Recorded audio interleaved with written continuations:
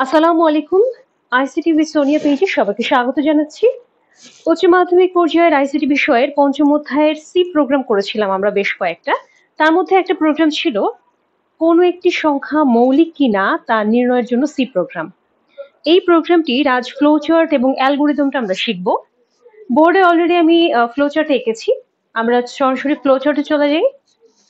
শুরুতেই আছে স্টার্ট, এরপরে আছে input N.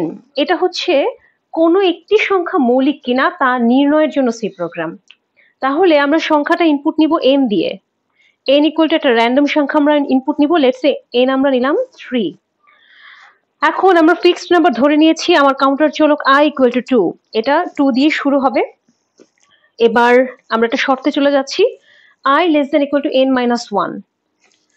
I less than equal to N minus 1, তার মানে এন এর মান যা হবে আমরা ধরেই নিব তার থেকে এক কম, শর্তের ক্ষেত্রে এক কম ধরে নিব। তাহলে এই শর্তের ক্ষেত্রে I less than equal to N minus 1, তার মানে 3 মাইনাস 1 সমান সমান 2। তার মানে আমরা শর্তে পাচ্ছি 2, শর্তে পাচ্ছি আমরা 2, আর আমরা আই এর মান জানি 2। শর্ত সত্য?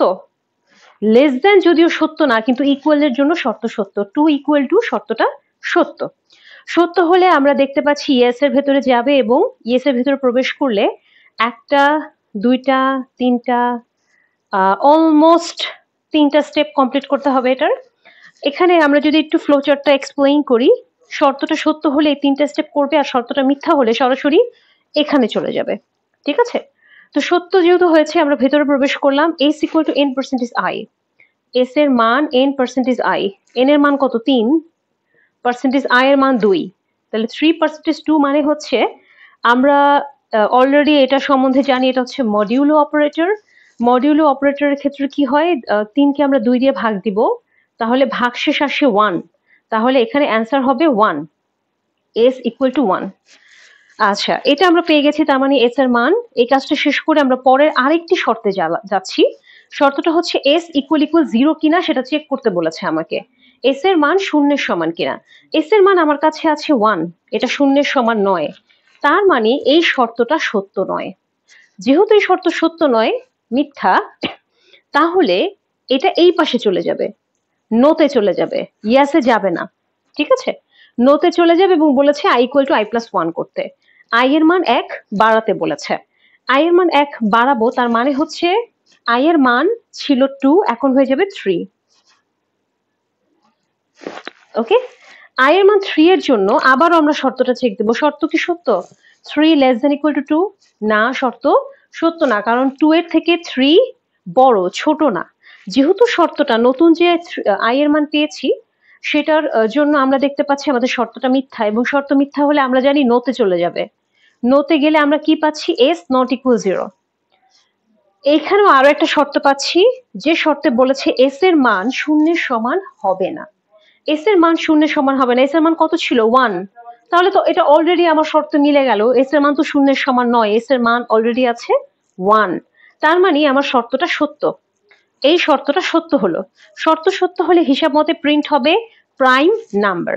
তার মানে এন এর সংখ্যাটি প্রাইম নাম্বার, এটা প্রিন্ট হয়ে যাবে। প্রিন্ট হওয়ার পরে চলে গেল এন্ড, শেষ। আমার আর কোনো কাজ বাকি থাকে না। আচ্ছা, এটা দেখলাম আমরা যে কোনো একটি সংখ্যা যদি মৌলিক হয় সেক্ষেত্রে কিভাবে কাজ করবে, এটা আমরা অলরেডি দেখলাম। এখন দেখবো যদি সংখ্যাটি মৌলিক না হয়ে অন্য সংখ্যা হতো, তাহলে সেক্ষেত্রে সেটা কিভাবে কাজ করতো। ধরে নেই কথার কথা n ইকুয়াল টু 4। আমরা জানি যে n এর মান, আমরা জানি যে 4 সংখ্যাটি মৌলিক সংখ্যা নয়। কেন? কারণ 4কে যদি আমরা বিভাজ্যতার ক্ষেত্রে চিন্তা করি, 4কে আমরা 2 দিয়ে ভাগ করতে পারি, 2 দুগুণা 4। তার মানে এটা মৌলিক সংখ্যা না। আমরা দেখি ফ্লোচার্ট দিয়ে আমরা সেটা পাই কিনা, ফাইন্ড আউট করতে পারি কিনা। n এর মান আমরা পেলাম 4, i এর মান 2, i less than equal to n minus 1, i less than equal to n minus 1, n এর মান 4, 4 থেকে 1 গেলে 3, n এর মান i এর মান হচ্ছে 2, তার মানে 2 লেস দেন ইকুয়াল টু 3। শর্ত কি সত্য? হ্যাঁ, 2 3 এর থেকে ছোট। শর্ত সত্য এবং ভেতরে প্রবেশ করবে। s equal to n percentage i। n percentage i, তার মানে n এর মান হচ্ছে 4 আর i এর মান 2। 4% 2 কত হয়? 4% 2 হবে, আমরা 4কে যদি 2 দিয়ে ভাগ দিই ভাগশেষ পাবো 0, আমরা জানি এটা মডিউলো অপারেটর, এটা দিয়ে ভাগশেষ নির্ণয় করা যায়, তার মানে আমরা s এর মান পেলাম 0। এবং এক্ষেত্রে এই শর্তটা কিন্তু সত্য হয়ে গেল। এই শর্ত সত্য হয়ে গেলে এখানে কি প্রিন্ট করবে? প্রিন্ট নট প্রাইম নাম্বার, অর্থাৎ অলরেডি প্রিন্ট করে দিবে যে n এর যে মানটা সেটা প্রাইম নাম্বার নয়। এবং প্রিন্ট করার পরে কি করবে? আবার এই শর্তটা চেক দেবে যে s নট ইকুয়াল 0 শর্তটা সত্য কিনা। এখানে আমরা যখন সি প্রোগ্রাম দেখেছিলাম এখানে কিন্তু একটা ব্রেক কাজ করেছিল, এবং ব্রেক কাজ করার কারণে আমরা জানি যে ব্রেক যখনই অ্যাক্টিভ হয়ে যায় তখন কিন্তু সে আর লুপে ফিরতে দেয় না, ঠিক আছে? সে কিন্তু আর লুপে ঘোরার সুযোগটা থাকে না। তো সেক্ষেত্রে আমরা কি এখানে s নট ইকুয়াল টু 0 এই শর্তটা চেক দেব, এবং এখানে আমরা দেখতে পাচ্ছি s এর মান কিন্তু 0, তার মানে এই শর্তটা সত্য না। এই শর্তে বলেছে যে s এর মান 0 ব্যতীত অন্য যে কোনো কিছু হবে, 0 হতে পারবে না, কিন্তু s এর মান অলরেডি আমরা 0 পেয়েছি, তার মানে আমরা শর্তটা সত্য এবং বলে দিতে পারি যে প্রিন্ট প্রাইম নাম্বার, সংখ্যাটি মৌলিক সংখ্যা, ঠিক আছে? এবং কাজ শেষ, যেহেতু শেষ এটা এন্ড হয়ে যাবে। আশা করছি আমরা প্রোগ্রামটা বুঝতে পেরেছি, আমরা মোটামুটি ফ্লোচার্টটা বুঝতে পেরেছি। এবার আমরা অ্যালগোরিদমটা কিভাবে লিখতে পারি সেই সম্বন্ধে আইডিয়া নিব। এখানে আমরা দেখতে পাচ্ছি এখানে আসলে অনেকগুলো শর্ত আছে এবং অনেকগুলো শর্তের সাথে ইয়েস নো আছে। সেক্ষেত্রে আমরা ধাপগুলো যদি আগে নাম্বারিং করে নিই আমাদের জন্য মনে হয় সুবিধা হবে। আমরা ধাপগুলো মার্ক করে নিই।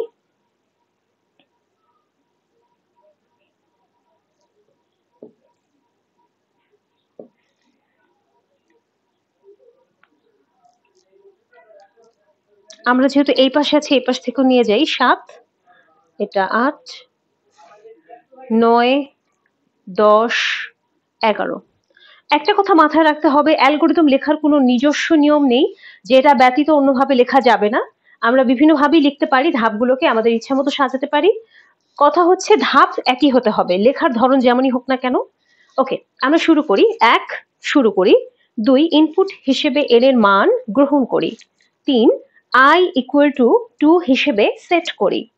4 i less than equal to n i less than equal to n minus 1 শর্তটি যদি সত্য হয় তাহলে 5 নং ধাপে যাই, অন্যথায় 9 নং ধাপে যাই। আমরা সিম্পলি ইয়েস নোটা খেয়াল করলে বুঝতে পারি i less than equal to n minus 1 শর্তটা যদি সত্য হয় তাহলে 5 নং ধাপে যাই, অন্যথায় 9 নং ধাপে যাই। এবার 5 নং ধাপ লিখব। s equal to n percentage i হিসাব করি। s equal to n percentage i হিসাব করি। 6 নম্বর ধাপ লিখব। s ইকুয়াল 0 শর্তটি যদি সত্য হয়, আবারও বলছি s ইকুয়াল 0 শর্তটি যদি সত্য হয় তাহলে 7 নং ধাপে যাই, অন্যথায় 8 নং ধাপে যাই। আমরা সিম্পলি যদি এভাবে ইয়েস নোটা খেয়াল করি তাহলেই বুঝতে পারবো s ইকুয়াল 0 শর্তটি যদি সত্য হয় তাহলে 7 নং ধাপে যাই, অন্যথায় 8 নং ধাপে যাই। 7 নং ধাপে লিখব ফলাফল হিসেবে সংখ্যাটি মৌলিক নয় ছাপাই। ফলাফল হিসেবে সংখ্যাটি মৌলিক নয় ছাপাই। 8 নম্বর ধাপ লিখব i equal to i plus 1 হিসাব করি এবং 4 নং ধাপে যাই।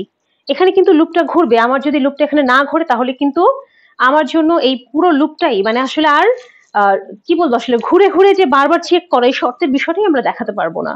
সো এই লেখাটা খুবই জরুরি যে i equal to i plus 1 হিসাব করি এবং 4 নং ধাপে যাই। ওকে, এবার 8 নম্বর ধাপের কাজ শেষ। এবার আমরা 9 নম্বর ধাপটা লিখব। s নট ইকুয়াল 0 শর্তটি যদি সত্য হয় তাহলে 10 নং ধাপে যাই, অন্যথায় 11 নং ধাপে যাই। আবার বলছি s নট ইকুয়াল 0 শর্তটি যদি সত্য হয় তাহলে 10 নং ধাপে যাই, অন্যথায় 11 নং ধাপে যাই। এবার 10 নম্বর ধাপটা লিখব। ফলাফল হিসেবে সংখ্যাটি মৌলিক ছাপাই। ফলাফল হিসেবে সংখ্যাটি মৌলিক ছাপাই। আর 11 নম্বর ধাপ লিখব শেষ করি। 11 নম্বর ধাপ লিখব শেষ করি। আশা করছি আমরা কোন একটি সংখ্যা মৌলিক কিনা তা নির্ণয়ের জন্য সি প্রোগ্রামের যে ফ্লোচার্ট এবং অ্যালগোরিদম দুটি বুঝতে পেরেছি। তারপর যদি কোনো প্রশ্ন থাকে কমেন্ট সেকশনে জানাবেন। ধন্যবাদ সবাইকে। আসসালামু আলাইকুম।